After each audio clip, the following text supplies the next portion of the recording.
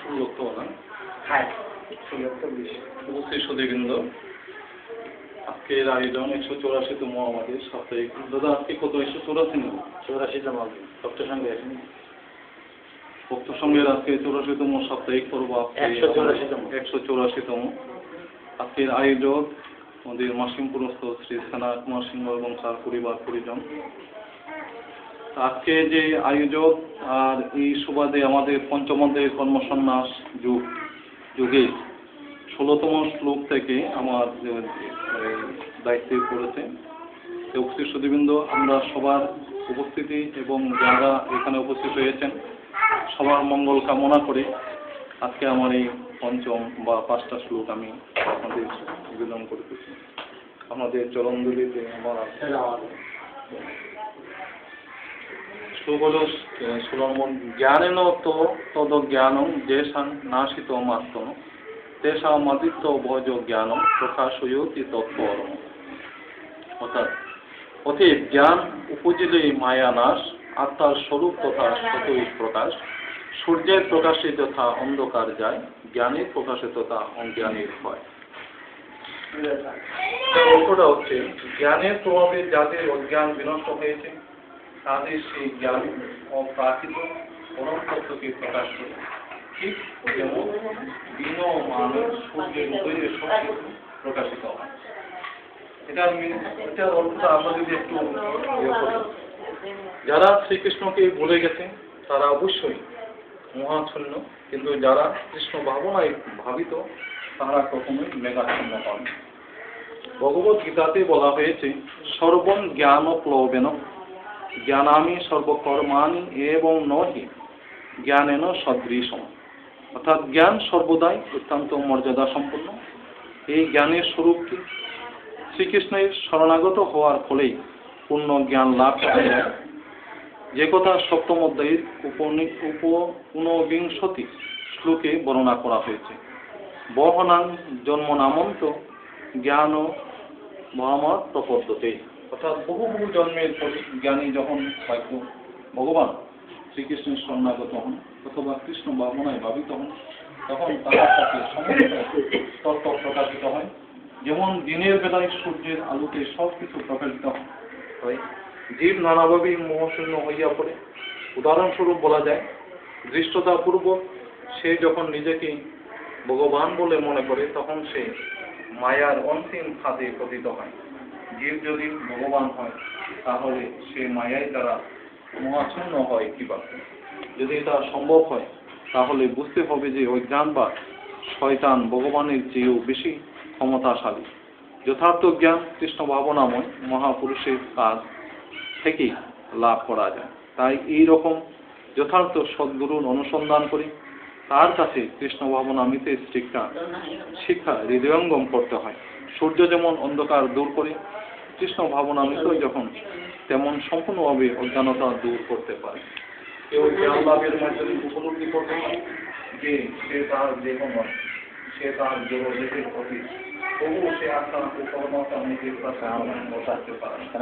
কিন্তু সেই যদি কৃষ্ণ ভাবনায় ভাবিত সদ্গুরু শরণাগত হবে, যত্নবান হন, তাহলে সে সবকিছু ভালোভাবে জানতে পারে। কেবলমাত্র ভগবানের প্রতিনিধির সান্নিধ্য লাভ হলেই ভগবান ও ভগবানের সঙ্গে তার সম্পর্কে কথা জানা যায়। ভগবানের প্রতিনিধি কখনো দাবি করেন না যে তিনি ভগবান, কিন্তু তাকে ভগবানের মতোই সম্মান করা হয়, কারণ তিনি ভগবত তত্ত্ব জানেন। ভগবান ও জীবের মধ্যে যে পার্থক্য রয়েছে তা জানা উচিত। ভগবত গীতায় দ্বাদশ শ্লোকে ভগবান শ্রীকৃষ্ণ সেজন্য বলেছেন, প্রত্যেক জীব স্বতন্ত্র এবং ভগবান স্বতন্ত্র। অতীতে তাদের সকলেই পৃথক স্বরূপ এখনো আছে এবং ভবিষ্যতে মুক্তির পরেও থাকবে। রাত্রির অন্ধকারে যেমন সবকিছু এক বলে মনে হয়, কিন্তু দিনের বেলায় সূর্যোদয় হলে প্রতিটি বস্তুই তাদের যথার্থরূপে প্রতিবাদ হয়। জ্ঞানচক্ষু উন্মিলিত হলে তেমনই সবকিছুই স্বরূপ উপলব্ধ হয়। পারমার্থিক জীবনে স্বতন্ত্রভাবে স্বরূপ উপলব্ধি হচ্ছে এই জিনিসটা আমরা যদি উপলব্ধি করতে পারি, জ্ঞানের প্রভাবে আমাদের অজ্ঞানতা দূর হবে। তাই অজ্ঞানতা দূর করতে গেলে আমাদের জ্ঞানের প্রয়োজন।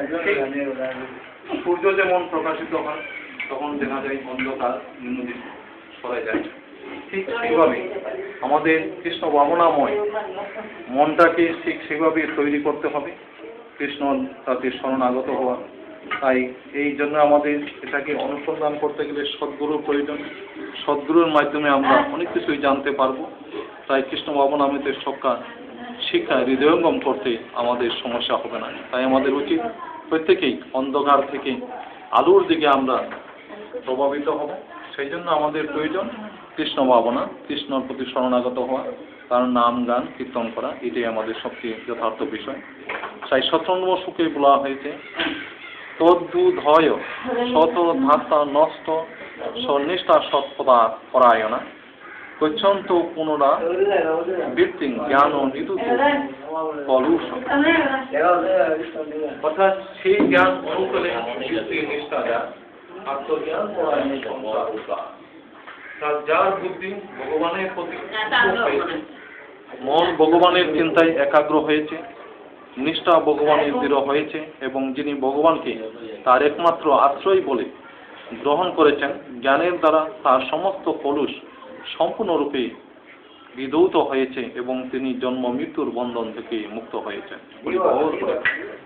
ভগবান শ্রীকৃষ্ণ বলেছেন, যারা কৃষ্ণ ভাবনায় চিন্তায় মগ্ন একাগ্র হয়েছে, নিষ্ঠা এবং ভগবানের প্রতি দৃঢ় বিশ্বাস হয়েছে এবং যিনি ভগবানকে তার একমাত্র আশ্রয় বলে গ্রহণ করেছেন, জ্ঞানের দ্বারাই তার সেই সমস্ত কলুষ সম্পূর্ণরূপে বিদূরিত হয়। এই জিনিসটা যে আমরা জীবকুল যারা আছি তারা আমরা যে উপলব্ধি করতে পেরেছি, আশ্রয় গ্রহণ করা, ভগবানের আশ্রয় গ্রহণ করা, তবেই আমাদের সমস্ত জ্ঞানের পরিধি বেড়ে যাবে এবং সমস্ত কলুষ সম্পূর্ণরূপে বিদূরিত হবে। বিদূরিত হয়ে জন্ম মৃত্যুর বন্ধন থেকে মুক্ত হব।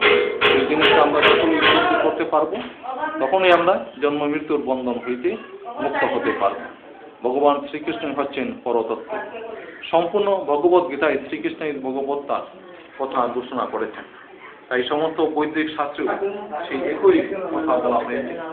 তত্ত্ববিদারা পরম তত্ত্বকে ব্রহ্ম পরমাত্মা রূপে জানে, ভগবান হচ্ছেন পরতত্ত্বের শেষ কথা।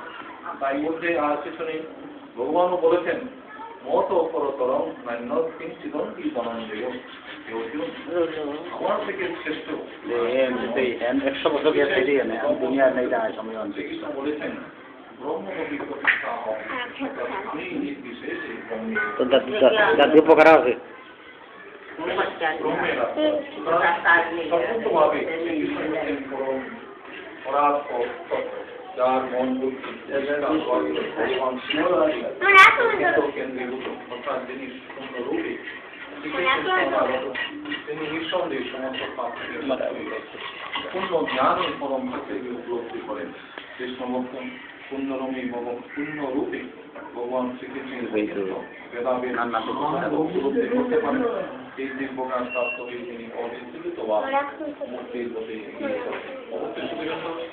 আজকে যারা এখানে বক্তব্য যারা উপস্থিত হয়েছে, আসলে আমি মনে করি ভগবান আপনাদের খুব সহায় করেছেন, করুণা করেছেন এই জন্যই যে আপনারা আজ ওনার গুণগান শোনার জন্য উপস্থিত হয়েছেন। সেই গুণগান শোনার জন্য যে আপনাদের আশ্রয়, যে অনুভূতি বা ইচ্ছা, এটা ভগবানেরই একটা আশ্রয় মনে করি।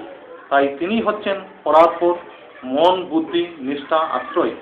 ভগবানের শ্রীকৃষ্ণকে আমরা নিত্য নিত্য নিত্য আমরা তার কেন্দ্রীভূত, অর্থাৎ যিনি পূর্ণরূপে শ্রীকৃষ্ণের শরণাগত। আমরা সবাই শ্রীকৃষ্ণের শরণাগত, নিত্য নিত্য আমরা পূজা করি, তার গুণগান করি। তিনি নিঃসন্দেহে সমস্ত পাপ থেকে মুক্ত হয়ে পূর্ণ জ্ঞানে পরম সত্যকে উপলব্ধি করতে পারেন বলে হরিবল হরিবল। যারা আমরা এই কাজে আমরা নিয়োজিত তারা নিঃসন্দেহে সর্বপাপ থেকে আমরা মুক্ত, পূর্ণ জ্ঞানে পরম সত্যকে উপলব্ধি করতে পেরেছি। কৃষ্ণ ভক্ত পূর্ণরূপে ভগবান শ্রীকৃষ্ণের অচিন্ত বেদাবেদ তত্ত্ব উপলব্ধি করতে পারে। কিন্তু এই দিব্য জ্ঞান প্রাপ্ত হয়ে তিনি অবিচলিতভাবে মুক্তির পথে এগিয়ে যাবেন। আমরা যতই এই জড় পুরুষ থেকে আমরা বেরোতে পারব, ততই আমরা মুক্তির পথে এগিয়ে চলে যেতে পারব। এটাই ভগবান শ্রীকৃষ্ণ সত্যতার মধ্যে বলা হয়। 28তম শ্লোকে বলা হয়েছে বিদ্যা বিনয় সম্পন্নে ব্রাহ্মণে গোবিহস্তে স্বনিচৈব সপাকে চ পণ্ডিতা সমদর্শিন। এই 18 নম্বর শ্লোকে বলা হয়েছে বিদ্যা বিনয় সম্পনে ব্রাহ্মণে গবি হস্তিনী স্বনিচৈব সপাকে চ পণ্ডিতা সমদর্শিন। অর্থাৎ সমদর্শী হয় যে জ্ঞানের প্রভাবে, বিদ্যা বিনয় সম্পন্ন ব্রাহ্মণে বা গবি, হস্তি বা কুকুরে যে সে নিচ বা চণ্ডাল, সমদর্শী জ্ঞানে দেখে সবাই সমান। অর্থাৎ জ্ঞানবান পণ্ডিতরা বিদ্যা বিনয় সম্পন্ন ব্রাহ্মণ, ঘাবি, হস্তি, কুকুর ও চণ্ডাল সকলের প্রতি সমদর্শী হন। যারা আসলে পণ্ডিত এবং যারা বিদ্যায় বিনয়ন, তারা চণ্ডাল, কুকুর, হাতি, গাবি সব কিছুকেই এক মনে করে। আমরা যা কিছু দেখি না কেন, আমার চোখে যে যাই পড়ে না কেন, সব কিছু সমান, সব কিছুই ভগবতের সৃষ্টি, এটা আমাদের উপলব্ধি করতে হবে। তাই কৃষ্ণ ভক্ত কখনোই জাতি অথবা কুলের মধ্যে পার্থক্য বিচার করেন। সমাজ ব্যবস্থার পরিপ্রেক্ষিতে একজন ব্রাহ্মণ একজন চণ্ডাল থেকে আলাদা হতে পারে, অথবা একটি কুকুর, একটি গরু, একটি হাতি জাতিগতভাবে ভিন্ন হতে পারে, কিন্তু ভগবত তত্ত্ব জ্ঞানের দৃষ্টিতে এই দেহজাত ভেদগুলি একক, কারণ সকলেই ভগবানের সঙ্গে সম্বন্ধিত। আসলে আমরা যে যাই চিন্তা করি না কেন, অর্থাৎ মানুষ, ব্রাহ্মণ, চণ্ডাল, কিন্তু আমরা কিন্তু জাত একই, হয়তো ভেদাভেদ আছে। কুকুর, গরু এবং হাতি জাতিগত ভেদ আছে, কিন্তু আমরা সবগুলোই